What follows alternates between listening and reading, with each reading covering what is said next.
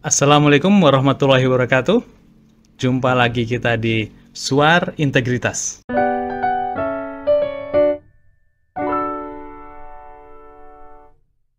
Ini Suar Integritas ke Pulau Celebes ya, tepatnya di Universitas Islam Negeri Alauddin Makassar, Sulawesi Selatan.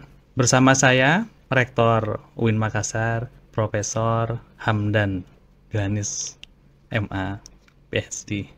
Ya, apa kabar Prof? Alhamdulillah baik-baik. Apa kabar Mas Agus? Alhamdulillah sehat Prof. Terima kasih banyak Prof. Di waktu yang Profesor yang sangat sibuk ini bisa meluangkan waktu bersama kami dari Itjen Kementerian Agama. Terima kasih Prof. Sama-sama. Selalu siap untuk Itjen. Prof, ini sebelum kita mulai perbincangan kita, bisa ceritakan nggak Prof profil Profesor seperti apa Prof?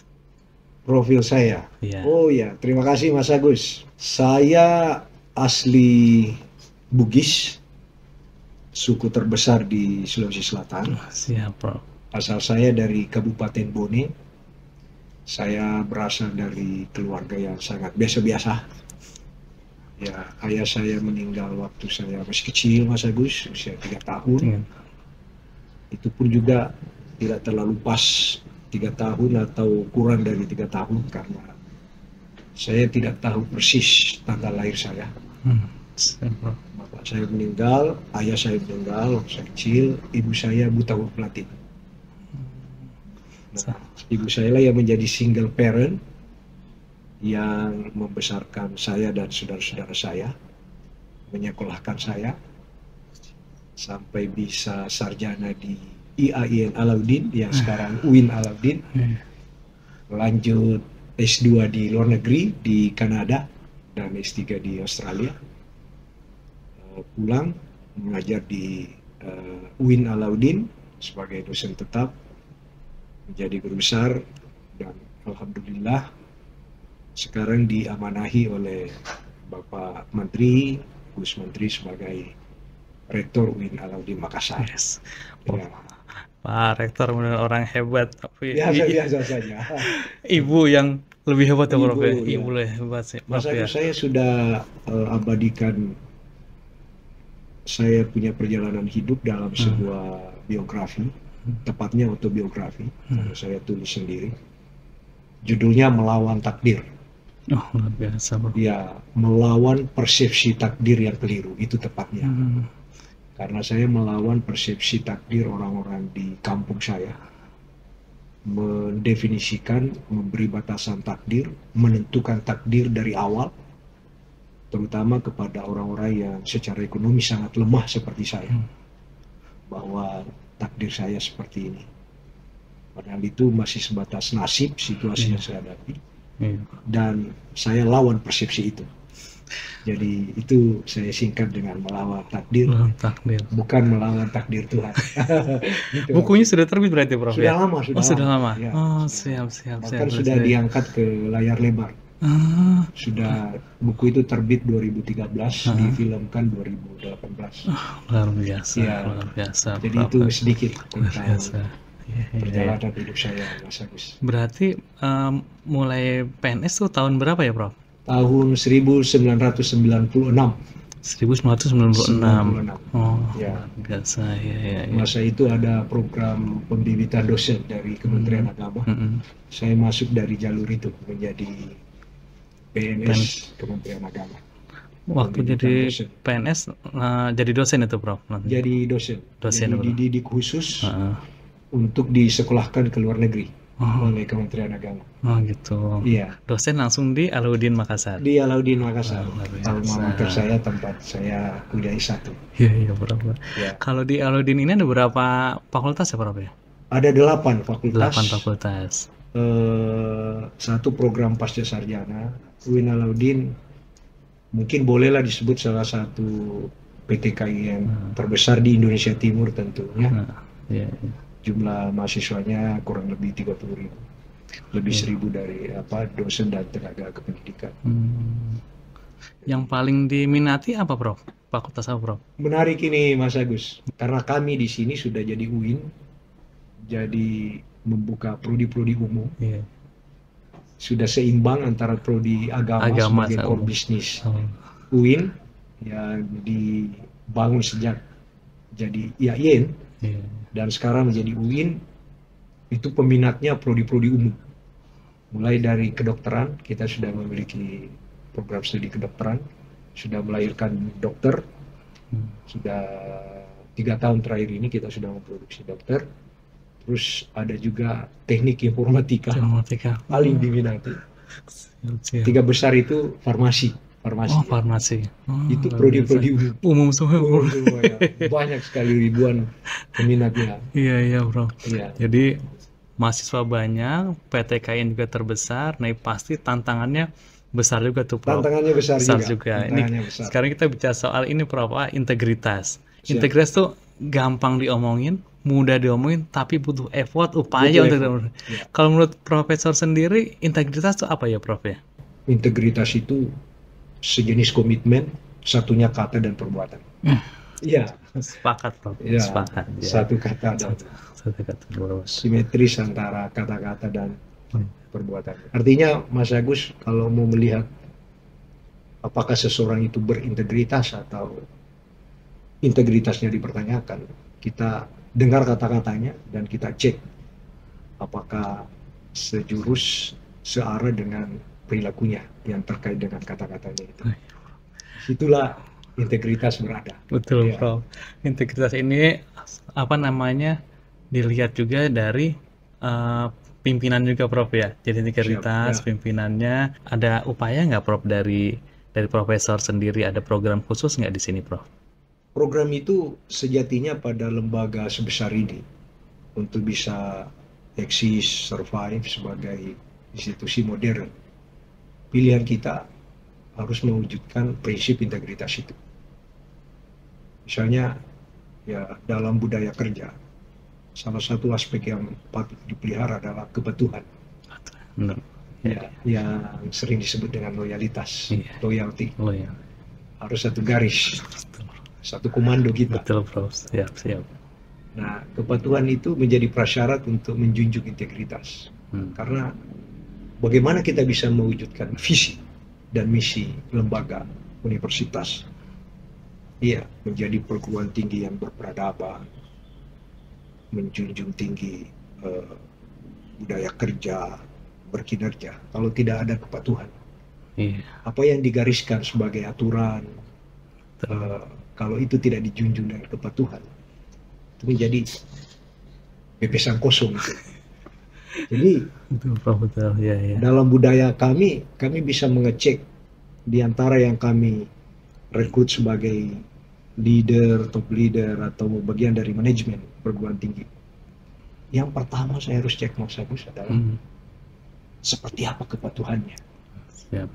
Orang boleh pintar, tapi kalau kepatuhan tidak ada pada dirinya, bagaimana kita bisa bergerak sebagai sebuah perahu misalnya, perahu besar. Betul. Bagaimana kita bisa mendayung itu bersama kalau tidak ada loyalitas di situ.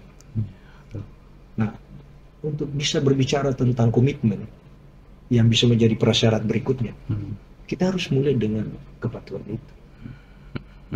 Jadi ini yang selalu kami harus terapkan dan mengecek setiap saat. Samalah saya sebagai bagian dari Kementerian Agama, Siap, betul, Prof. kepada atasan kami sebagai kepada Dirjen, kepada Gusmen, saya harus menunjukkan kepatuhan sebagai bagian dari satu komando Gusmen dan Dirjen Pendis misalnya. Kalau itu tidak ada, untuk apa saya hadir di sini untuk mengarahkan perahu besar Kementerian Agama ini untuk mewujudkan cita-cita besar kita. Iya. Nah itu Nah, untuk kepatuhan itu tadi. menjaga kepatuhan, kekompakan antar pegawai ini, Prof, ada nggak sih pertemuan-pertemuan misalnya seminggu sekali atau apa gitu? Kita pertama misalnya untuk selalu mengecek, kita punya banyak media sebenarnya sekarang, seperti medsos, kita punya grup WA. Nah di sini di UIN Alauddin kami ikut pada grup-grup WA. Misalnya untuk mengontrol bagaimana kuliah kita, kami masuk di grup WA akademik. Iya. kemahasiswaan di grup bidang kemahasiswaan bidang 3. Dan di situ kami selalu masuk mengingatkan bagaimana menjaga apa yang kita pertaruhkan. Misalnya di UIN Alauddin masa kepemimpinan kami membawa sebuah jargon yang disebut dengan Pancacita. Apa tuh Prof? 5 Pancacita. cita. 5 cita Prof. Iya, Apa 5 tuh Prof? cita. 5 cita Prof. 5 cita akademik, 5 cita non akademik. 5 cita akademik itu pertama prodi yang andal. Nah, siap. Ya. Prodi Keandalan andal. prodi itu dari akreditasinya. Oh, betul. Nah, ini kami cek terus ini. Di mana kami cek di rapat-rapat koordinasi bidang akademik. Siap. Selalu saya minta Warek 1 untuk melaporkan, kalau tidak saya terjun langsung. Misalnya budaya akademik yang kami lakukan dan menurut persepsi orang yang datang, misalnya ketika proses akreditasi, saya sebagai top leadernya UIN Alauddin terjun langsung. Bahkan pada acara makan malam bersama, saya hadir di situ untuk memperkenalkan diri, menjelaskan. Nah, ini sebuah budaya untuk mengecek bagaimana proses ya kepatuhan, loyalitas itu berjalan dengan baik. Apa sesuai dengan yang kita targetkan. Jadi saya teruskan Mas Agus, prodi yang andal, moderasi beragama mengakar, terus jejaring yang luas, penelitian yang aktif, dan data yang terintegrasi. Iya, Prof. Nah itu. Iya. Jadi memang itu Pancacita akademik. 5 cita akademik. Iya. Dan selalu saya refer ke situ, merujuk ke situ. Iya. Apa Pancacita yang kami usung ini. Jadi bisa terwujud dengan penerapan nilai-nilai integritas itu tadi. Jadi UIN Alauddin juga bisa dengan jaring yang luas segala macam, bisa terkenal kemana-mana ya Prof gitu, benar-benar jadi PTKIN yang terbesar ya Prof ya, di Indonesia Timur. Kita seperti itu, khususnya di Indonesia Timur ya. Indonesia Timur kita banyak PTKIN lain. Itulah yang sering saya sampaikan kepada teman-teman pimpinan bahwa UIN Alauddin itu harus menjadi brand tersendiri. Ya, harus menjadi contoh model. Kemana PTKIN yang dulu menjadi bagian dari UIN, ya bagian yang persemakmuran kita ini, kemana mereka mau mencari model kalau kita sendiri tidak bisa menjadi model? Iya betul. Itu berat. Prof. Jadi kalau datang ke UIN Alauddin, perilaku pelayanan publiknya, keramahannya, harus kebersihannya, standarnya mesti tinggi banget. Standarnya supaya mereka tahu, ini patut menjadi contoh ini. Betul, Prof. Artinya UIN Alauddin bukan sekedar sejarah pernah menjadi induk semua di Indonesia Timur, tapi tetap menjadi referensi. Termasuk budaya-budaya anti korupsi, anti gratifikasi, korupsi, integritas yang tinggi, harus gitu Prof ya. Itu. Nah, selama pengalaman Prof dari tahun 96 Prof ya, ada nggak sih ya kayak godaan yang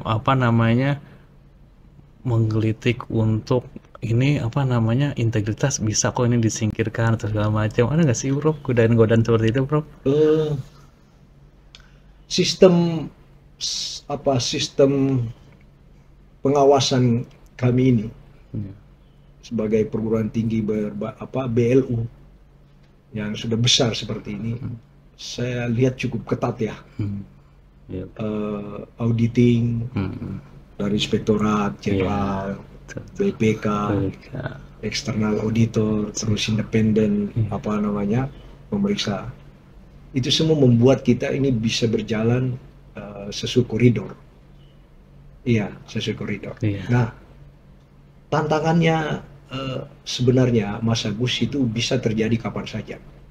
Ya, tantangannya bisa terjadi. Misalnya kalau ada hal-hal yang berbau pelanggaran etika, terutama kode itu etik. Betul, kode etik. Kita berhadapan dengan tantangan. Di satu sisi yang berhadapan dengan masalah ini adalah teman sejawat kita, teman-teman kita.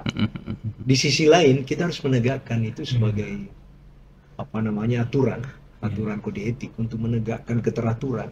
Di situ tantangannya. Harus semuanya tidak pandang bulu ya Bapak. Namanya aturan harus ditegakkan. Tantangan yang setiap saat. Misalnya pelanggaran kedisiplinan, pelanggaran ASN itu setiap saat terjadi, dan terus terang sebagai rektor, pemimpin perguruan tinggi selalu mengalami dilema seperti itu. Di satu sisi kita ingin menerapkan hukuman, mendisiplinkan, di sisi lain kita melihat bahwa kami sudah sering berjalan dengan teman ini sekian lama, kita sama-sama menjadi bagian dari keluarga besar kampus ini. Paling gitu. tidak kalau kita kasih tahu sama teman, kayaknya sih bisa itu Prof ya, kayak gitu-gitu Prof ya. Oh bisa. Ya, Nah ya itu, akhirnya kita selalu mencari format terbaik. Iya. Dan selama kepemimpinan kami, alhamdulillah kita melewati itu. Tentu dengan pendekatan lebih variatif. Misalnya menggunakan local genius, budaya lokal, dari hati ke hati. Nah itu yang kita lakukan untuk mengatasi dilema itu. setiap saat setiap saat dengan jumlah kita yang begini besar ya, di lingkup yang agak kecil begini. Betul, Prof. Iya. Nah terus ini Prof, ini emang lagi marak nih Prof, ini yang ditegaskan juga sama Pak Menteri, ini bisa merusak sehingga orang-orang bisa menghalalkan segala cara untuk menabrak aturan-aturan. Nah ini terkait sama judi online Prof. Nah kan lagi marak judi online, pinjaman online. Nah ini kan bisa sampai orang tuh bisa misalnya menerima gratifikasi supaya bisa modal judi atau bayar pinjaman online gitu. Nah di UIN Alauddin ini Prof, apakah ada pegawai yang terpapar judi online atau tidak Prof? Tidak ada. Alhamdulillah tidak ada yang terpapar. Dan saya sendiri sejak Gusmen menggaungkan ini dan kita satu barisan melawan judi online. Yang saya tekankan itu adalah para penceramah kami, ustadz-ustadz kami, mubalik. Saya sampaikan Mas Agus, sekitar mungkin 70% minimal yang beredar di kota Makassar, kota besar kita ini, yang menjadi mubalik itu supply dari UIN Alauddin. Dan dalam interaksi kami di rapat-rapat Kaprodi, Sekretaris Prodi, rapat kerja dengan dosen-dosen di WA, kami sampaikan bahwa yang perlu dibunyikan adalah anti judi online oleh para penceramah ini. Betul, Prof. Ya, dengan tentu mereka memahami landasan teologisnya, betapa berbahayanya ini. Karena merusak semuanya, Prof. Merusak sendi-sendi kehidupan. Mentalitas generasi rusak, Pak. Betul, Prof. Iya. Jadi semuanya kayak yang tadi kita udah mau tegakkan anti gratifikasi, segala macam, karena terjebak judi akhirnya wah kita langgar aja. Tapi alhamdulillah di sini tidak ada ya Prof. Di sini alhamdulillah kita bisa sekali membersihkan diri dari situ dan kita aktif mengkampanyekan anti judi online. Artinya Mas Agus, kita sering menyebut banyak extraordinary crimes, kejahatan luar biasa seperti narkoba, terorisme. Saya kira judi online bisa dikategorikan extraordinary. Itu bisa dikategorikan karena kayaknya daya rusaknya itu sangat tinggi, luar biasa ya. Benar, daya rusaknya dulu kita hanya mengenal judi. Judi itu aja sudah Rome Rama kan judi. Itu sudah rusak. Ini sampai ke anak-anak sekolah dasar ya Prof ya. Meramah semuanya tanpa pandang usia kan. Iya. Dengan sistem online ini. Betul. Jadi saya setuju tuh kalau sekiranya dimasukkan pada kategori yang sangat berbahaya itu. Iya, betul.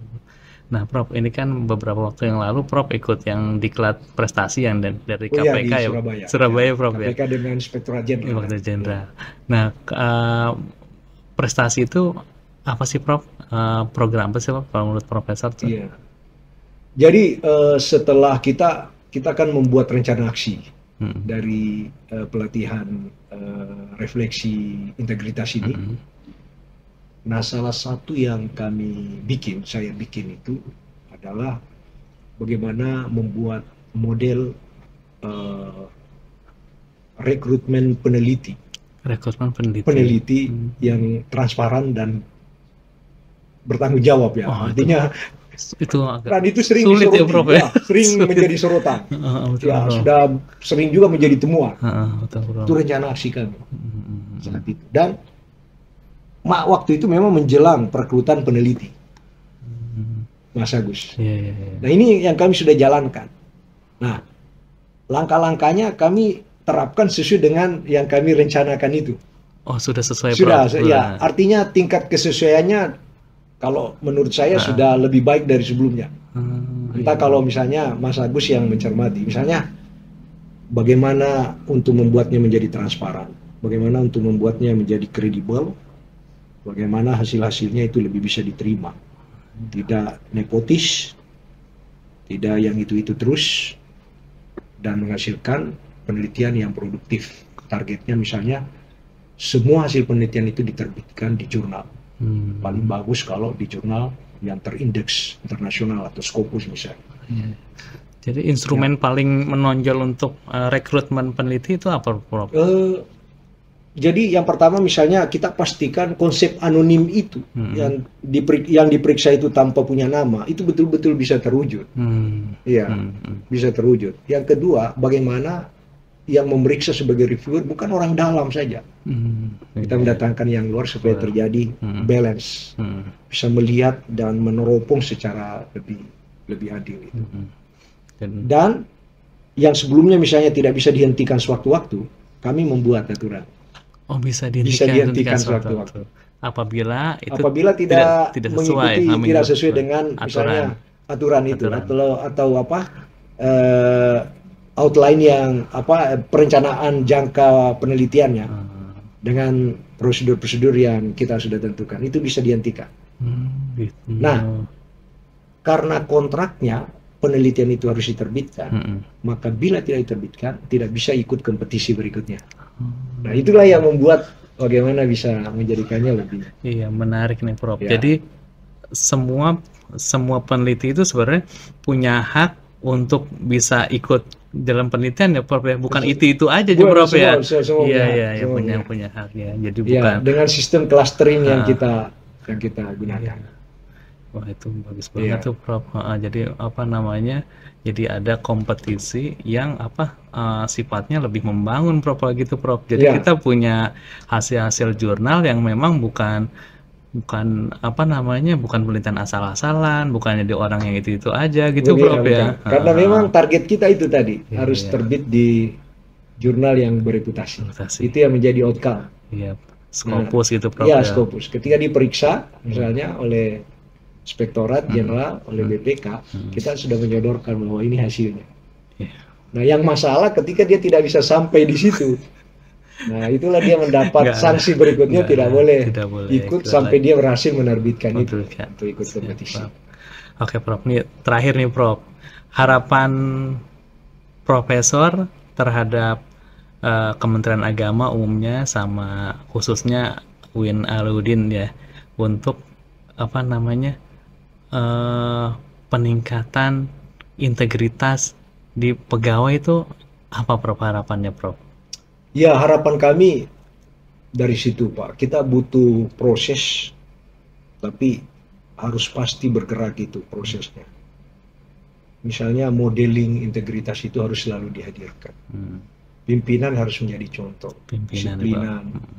Misalnya integritas itu kan paling tidak membutuhkan yang pertama tadi kepatuhan, terus ada komitmen, ada konsistensi. Kita bisa memulai sesuatu karena komitmen, Mas Agus. Tapi yang bisa membuat kita terus bergerak adalah konsistensi. Iya. Kita tidak mungkin untuk terus bergerak mengarah kepada cita-cita integritas itu tanpa konsistensi. Nah, tantangan inilah yang selalu kita hadapi. Mencontohkan terus khususnya kepada pegawai-pegawai kita. Jadi pimpinan harus terus jadi teladan bagi bawahannya, Prof, ya. Harus seperti itu. Dan tidak ada alasan untuk tidak menjadi modeling karena pimpinan itu kan seharusnya sudah mendapatkan fasilitas untuk mewujudkan integritas itu. Sistem remunerasi kami di UIN Alauddin itu sudah cukup untuk menghidupkan kita dan keluarga kita berpikir dengan jernih baik mengelola menjadi rektor, wakil rektor. Mungkin kita tidak akan kaya, tapi kita sudah cukup untuk hidup layak, menjadi dekan. Bagaimana kesejahteraan yang diberikan itu bergaris lurus dengan kinerja. Betul, Prof. terutama untuk membangun budaya kerja tadi, itu termasuk Iya. modeling tadi itu, kepatuhan itu. Berarti kaya hati itu memang lebih tinggi dibandingin kaya harta ya, Prof ya. Oh iya, pasti. Pasti. Jadi terus kita Iya, apalagi kalau kaya gaungkan dua-duanya. kaya hati, kaya harta ya, Prof. Kaya harta. Iya. Oke, Prof. Terima kasih banyak, Prof ya. Iya. Waktunya untuk kami, Prof. Ini kita mau apa Sama-sama. slogan Suar Integritas, Prof. Iya. Nah, kita terakhir nanti kita sama-sama ya, Prof ya. Iya. Apa namanya? Kita Suar Integritas. Suar integritas. Ya, siap. Ya. Ya, terima kasih untuk pemirsa semua Suar Integritas di seluruh negeri.